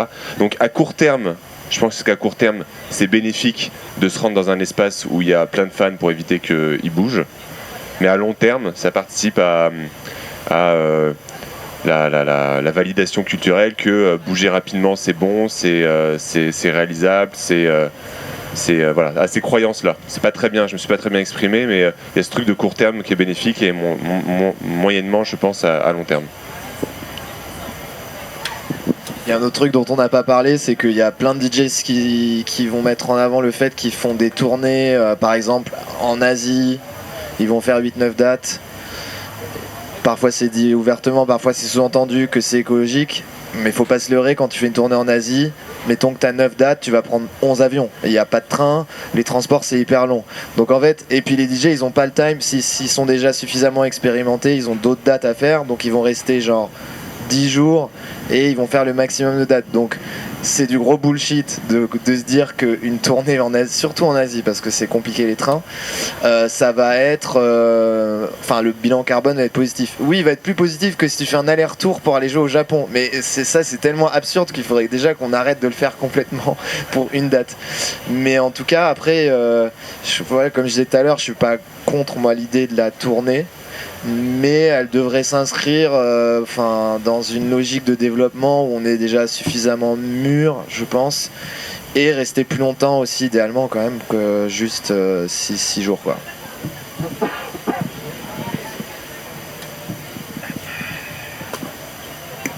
Merci. Déjà merci pour vos interventions. Moi je pense de mon point de vue, du coup je pense que c'est aussi pour ça qu'on est tous là. Mais je pense que la clé véritablement c'est vraiment les auditeurs quoi. Parce que comme vous le dites, les promoteurs et tout, et aussi c'est pour ça c'est bien de faire des talks et tout pour que des gens viennent. Mais je pense que vu que les promoteurs en fait, je sais même pas s'ils sont forcément, bon si peut-être, mais passionnés par la musique, ils sont juste un peu à la course, un peu à la fame, au gros DJ, etc. Et je pense que c'est en ce sens que les auditeurs sont importants parce que si nous on commence à boycotter des artistes, genre même parfois moi il y a des artistes que je kiffe, je suis en mode vas-y il prend 10 avions ou juste il prend des jets privés comme Hyatt Models, etc. Enfin aussi qu'il y a aussi des organisations un peu qui les dénoncent ou des artistes. Je pense que c'est en donnant beaucoup de force à des DJ qui sont plus engagés ou même des assos, etc. que vraiment on changera. Et je pense que les gros rosters comme genre Tomorrowland, etc. ne cesseront jamais d'exister tant que les auditeurs viendront tout le temps. Et en fait c'est cool ce que vous avez dit sur les commentaires et tout, Inès, enfin toi t'es mon ami donc je vois ce que tu fais, mais je pense que c'est en ce sens que ça change vraiment les choses et c'est cool qu'il y ait plein de gens et tout qui soient là. Enfin du coup merci vraiment, c'est trop bien. Genre on se sent moins seul. Merci. Il y a un truc qu'on dit souvent, vous allez croire j'ai des actions dans la fresque, mais pas du tout, mais c'est un truc qu'on dit souvent en fresque, c'est qu'on a 2 cartes quand on est citoyen. On a la carte électorale, donc voilà, il y a le choix que vous faites pour qui vous votez, c'est pas le sujet ce soir, mais l'autre carte c'est la carte bancaire, et les choix de consommation qu'on fait, c'est pas juste les fringues et tout ça, c'est aussi ce qu'on dit depuis le début en fait, c'est aussi les endroits où vous décidez d'aller et les artistes que vous allez écouter quoi. Donc je te rejoins complètement sur ce que tu dis. Il y a aussi une responsabilité individuelle évidemment. Là, je suis assez d'accord où en fait vraiment nous en tant que consommateurs, que ce soit les associations, les DJ, on est tous individuels au bout d'un moment, et c'est vrai que c'est là où c'est hyper important qu'à partir du moment où on achète, que ce soit de la nourriture, des vêtements, que ce soit du coup les soirées. Quand on a abordé ce sujet, je me suis rendu compte que en fait même en choisissant une soirée, il y avait aussi toute cette dimension qui était aussi politique. Moi je sais que je parlais de Boiler Room très récemment, parce qu'il y a eu une soirée à Paris et il y avait beaucoup de Boiler Room du coup qui du coup en fait il y a eu un fonds d'investissement qui a changé, et donc en fait, il y a toute la dimension qui est très politique, et moi je m'en étais pas du tout rendu compte, puisque juste dans ma tête je me disais quand j'ai envie de faire la fête, j'ai juste envie de faire la fête et juste oublier un peu tout ça. Et je me suis vraiment rendu compte à quel point en fait la fête c'était hyper politique, et que ça me rappelle aussi ce que tu disais où en fait c'est là où c'est limite le lieu, en fait le meilleur lieu pour créer en fait cet engagement, cette sensibilisation. Donc si jamais tu veux rebondir sur ce point du lieu. Le truc, c'est que je vais répéter un peu ce que j'ai dit, mais c'est la fête, c'est là où on crée des imaginaires, c'est là où on renverse aussi les normes, c'est là où tout se passe en fait. Donc c'est sûr que c'est politique. Donc voilà, je vais me répéter pardon du coup.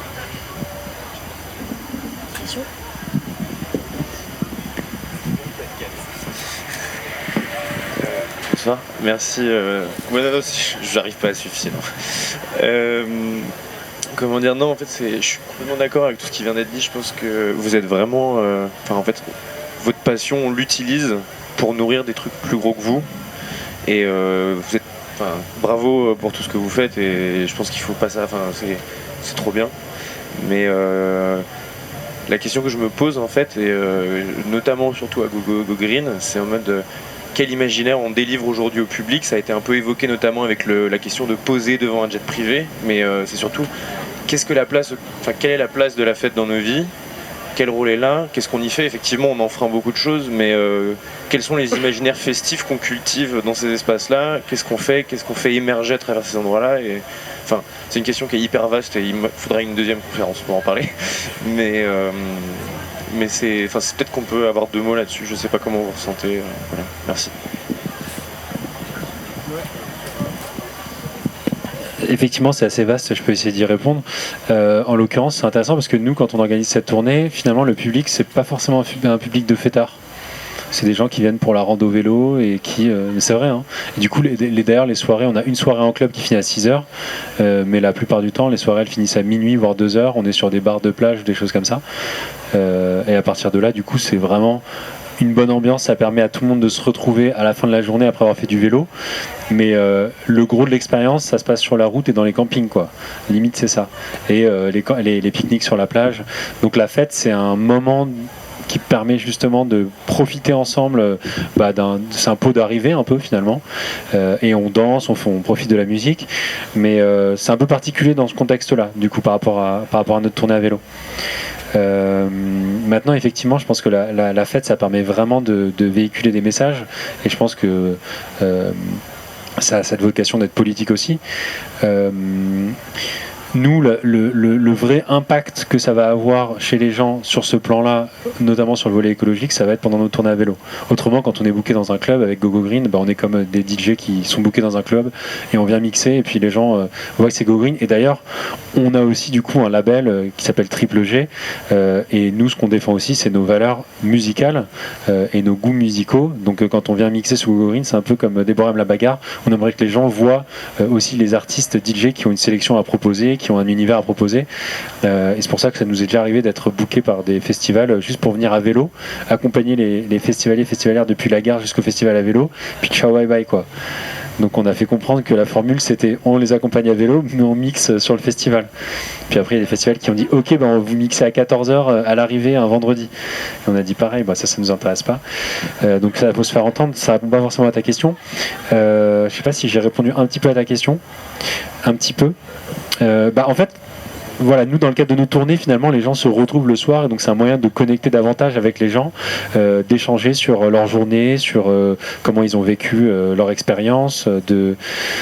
C'est assez communicatif finalement. C'est pas uniquement de la danse et vu que c'est pas un public de toughers, tout le monde n'est pas avec ses lunettes de soleil à mâcher un chewing-gum et à raver. Voilà, tu vois. Les gens parle et c'est beaucoup plus l'idée quoi. C'est une rencontre plus que juste tout le monde devant le booth à danser. Même s'il y en a qui le font, chacun fait ce qu'il veut, mais dans l'idée c'est plutôt ça. Et ça se fait naturellement, c'est pas imposé bien sûr, mais... On va devoir conclure, mais en tout cas merci à vous pour votre écoute. Et voilà, en tout cas, c'était un plaisir d'aborder tous ces sujets qui sont en vrai super intéressants et qui sont vraiment d'actualité. L'idée, en vrai, qu'on est quand même dans une position qui est assez bienveillante, qui est de dire qu'il y a toujours une manière d'évoluer, de s'engager. Et en fait, le mieux, je pense, c'est de ne pas être seul, de vraiment s'engager en s'entourant, parce que je pense que c'est le plus simple parfois et ça crée vraiment du lien et du sens. Donc, en tout cas, merci à vous. Avec vos différentes initiatives, je pense que c'est vraiment vous donner beaucoup d'espoir. En tout cas moi c'est ce que j'ai perçu et merci Global Warning, merci au Jardin 21 et du coup la soirée elle continue aussi, donc il y a des DJ sets avec une line-up que de femmes, donc 100% féminine. Et il y a aussi des stands, enfin, ouais, ok, presque. Et sinon, il y a des stands, donc voilà, n'hésitez pas à vous balader et voilà, et à vous engager surtout. Merci.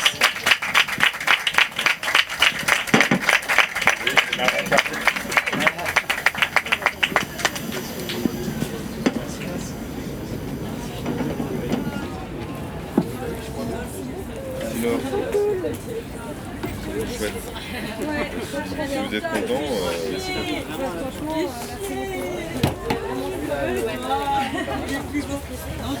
tu vas directement. Ouais, parce que j'ai des copains à 22 qui me rejoignent déjà, mais sais qu'avec lui, totalement raison en fait. Il vient à moi, il me dit ouais, il est 30, c'est pour les questions. Je dis non, non, c'est à 21h. En fait, je sais pas pourquoi il y a un moment où mon cerveau il se dit. C'est long. Oui, mais oui. Non, mais ouais. Ah ouais? Ah non, pardon. Ouais. 1h40. Ouais,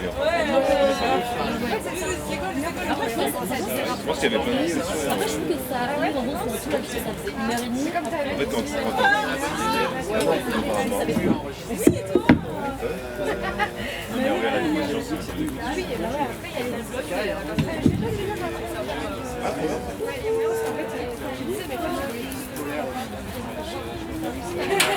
mais t'as des pages, c'est un produit sur place.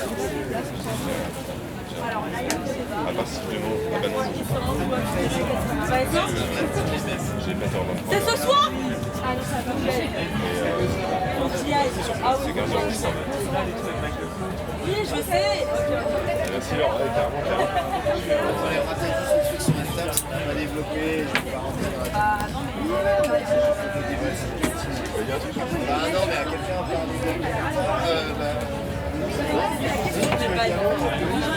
et on pourra reparler d'Aneka et ça sert à rien. Non, mais ça sert à rien. Oui, à la gare. mais oui, parce qu'on peut lui faire avec les momos. Oui. C'est le bordel. C'est pas développé. Je t'ai même pas entendu le dire, mais Ah, c'était cool. Donc on a laissé quelques temps là.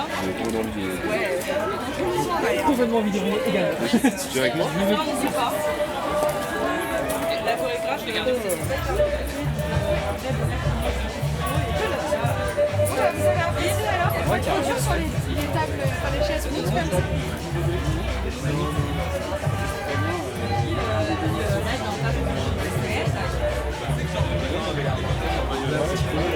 En mode non, je fais les guerrières du Wakanda. En main character de Disney, genre, tu vois.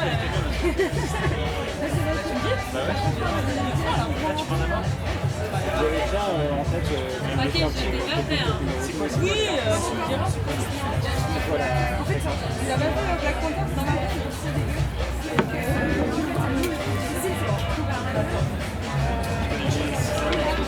Eh ben il est dedans. Bah oui. Ouais.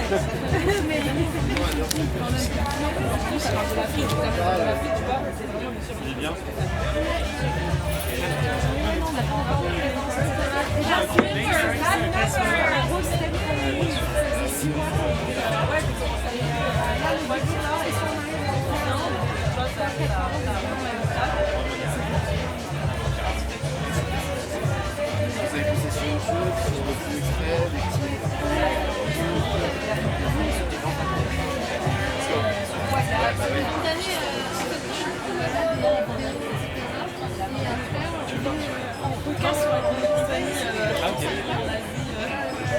Oui, c'est très bien ça. Normalement, je te dis pas. Ça va plus les gars, ils font alors oui, je pense. Sur soi, on s'en fout de le voir sur une heure. Très bien, mais pour les rimes,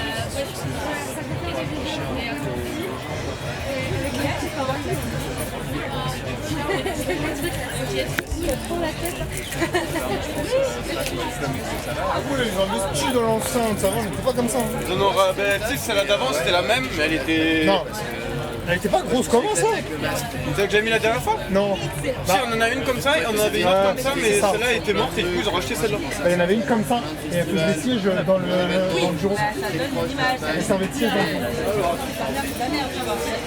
Ah ouais, t'as une install carrément et tout. C'est comment tu fais ça? J'ai écouté